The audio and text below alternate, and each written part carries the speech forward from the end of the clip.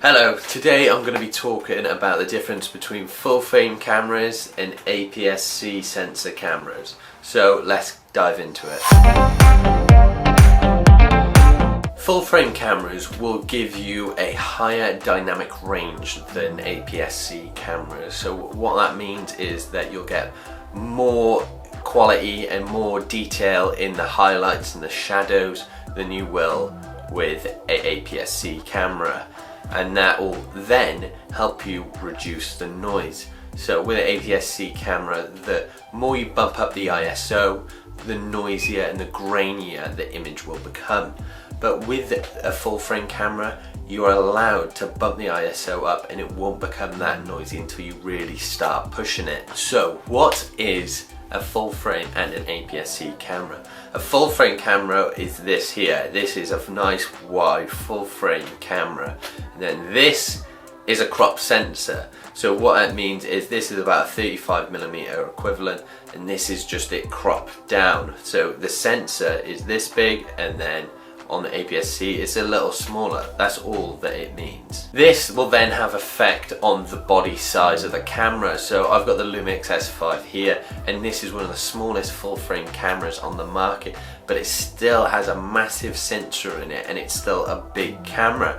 However, the Canon right here, that is a really tiny camera. You can fit a really small sensor in it, so it doesn't really matter, you know, so it will affect the size of the camera you have with the size of the sensor. Another difference is the depth of field. With a full frame camera like the S5, the depth of field will be a massive difference, and what I mean by this is that the parts that aren't in focus will be more blurry than APS-C camera.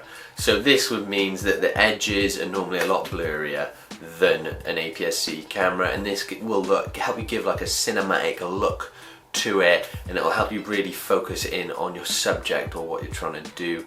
And this helps from photography and filmmaking together. So that is a downside to an APS-C camera, is it doesn't have a nice bokeh around the outside, whereas the Lumix does. Another factor to take in is the lenses on these cameras. So right now I'm shooting at 20mm on the Lumix, and that won't be anywhere near what it is on the Canon. For example, a 50mm, so I'm using a 50mm lens on a full frame camera. That'll be a 35mm equivalent on an APS-C camera. So this has a massive difference with the types of lenses you use. So you'd have to make sure your lenses are adaptable for full frame and APS-C sensors. With full frame cameras, that creates more space, more room, more megapixels. So that will take up more data, which will then eat more memory into your drives. So then that can become a costly thing. Whereas with an APS-C sensor, smaller files, so then that can obviously help you out with your file management. But the quality on a full frame camera is outstanding compared to an APS-C camera. However, you've got to know what they are. These are tools for your arsenal, and you've got to know how to use them and how to effectively get the most out of them. There's no right or wrong answer whether to use a full frame camera or an APS-C camera. You've got to use the tool that is most effective in what you need it for. This has just been a rough overview on the differences between a full frame and an APS-C camera. There's a lot more we could dive into it, but I want to give it the most basic over terms that I could give, so that you know what the difference is. So if you're looking to get a camera, you can make your judgment the best you can. At the end of the day, it doesn't matter what you use, it's how you use it. And you could get a crop sensor, full frame sensor, it's just whether you need it for what you're doing. If you're just making, you know, a YouTube video or anything like that, or vlogging, you could get an APS-C sensor, no problem. It's not going to be as wide a field, but they're going to be a lot cheaper. The files are going to be a lot more easy to manage, and the process is going to be a whole lot quicker. Whereas a full frame camera is a lot more professional, as it's seen, and you know, the files are going to be bigger. You've got a lot more space there, a lot more image there to deal with, and so maybe you don't need to over confuse it.